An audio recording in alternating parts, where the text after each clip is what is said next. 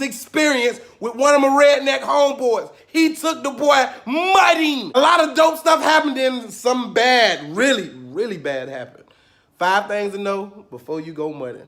Number 1, mud slapping your skin hurts. If you ever been whipped with a wet rag by your mama in the kitchen, that's what getting hit with mud feel like. If you ever been in the bedroom getting it on and you get that unexpected slap, that's what getting hit with mud feel like. If you have ever been hitting the side of your neck with a water balloon that didn't bust at impact, that's what getting hit with mud feels like. The outcome of mudding is picture perfect, literally. But that impact, that thing you go through to get that messy and that muddy, it hurts. And if you on the lighter side, you gonna have hickeys all over your body from the mud.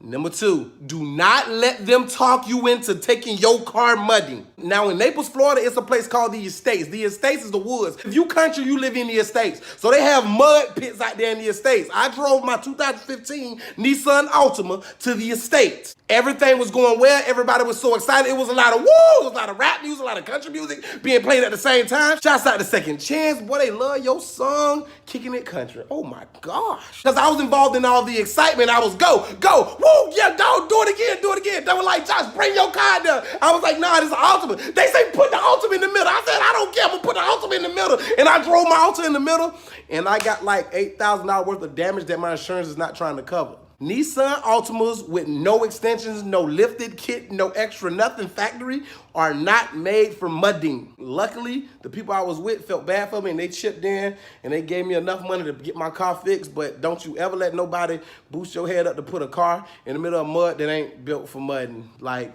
at all. Like everybody in my life mad at me because they said it was a dumb decision. But it was so fun. Number 3, I realized there's a difference between being country thick and redneck thick. I've hosted country concerts. I've been in the country partying with country people. To be redneck thick,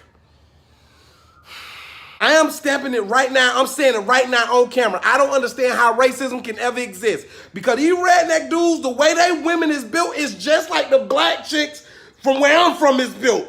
They thick, they bow-legged, paratoed, they got shape, they got waist, they got hips, they got lips, and they got butt that just... Calm down, Josh. All my redneck homeboys and all my redneck supporters and all my redneck viewers, I want you to grab your woman, I want you to hug her tight, and I want you to say, it doesn't matter if you're black or white, you thicker than a snicker, yeah, black or white.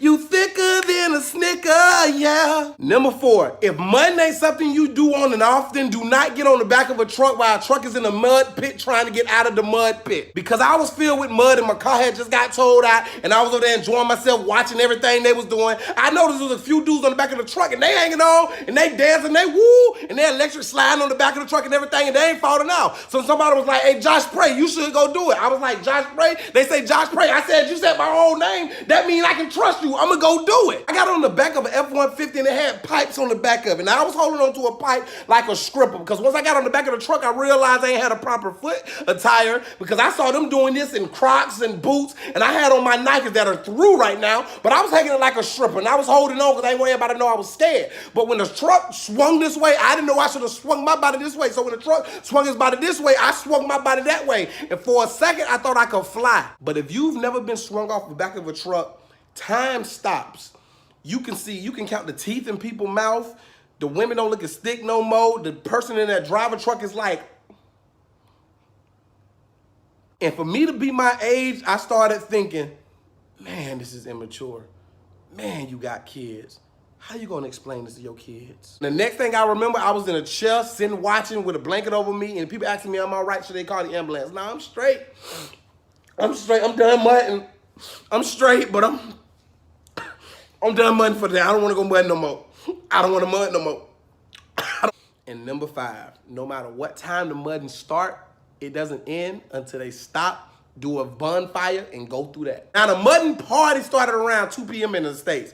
Around 6, 7 o'clock, I was done. My car had got trashed. My body had left my body and came back to my body. I already had left with somebody's girlfriend, and I'm pretty sure Leroy, his name was Leroy, 2 first names, could whoop my ass out here in these woods because I'm out here by myself. I was ready to go home. But then I started realizing they started piling a bunch of stuff together. Well, this ain't good for the environment because the black smoke and the acid rain, we shouldn't do that, guys. And they all looked at me like, You know what? Y'all want to take some of my shoes and throw it on the fire? Go ahead. Go ahead. You want my clothes too? You can have my clothes too. The bonfire lasted until about 3 a.m. So I was mudding for about 16 hours if I'm doing incorrect math, right? I don't even care if it's wrong. And the bonfire encompasses everything y'all did before, plus more, plus a lot of drinking, responsible drinking with no violence. That's the only thing that scares me about these events.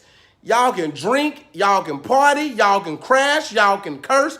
Nobody fights. Is this what the world's missing? Do we all just need to go mudding together to stop the violence?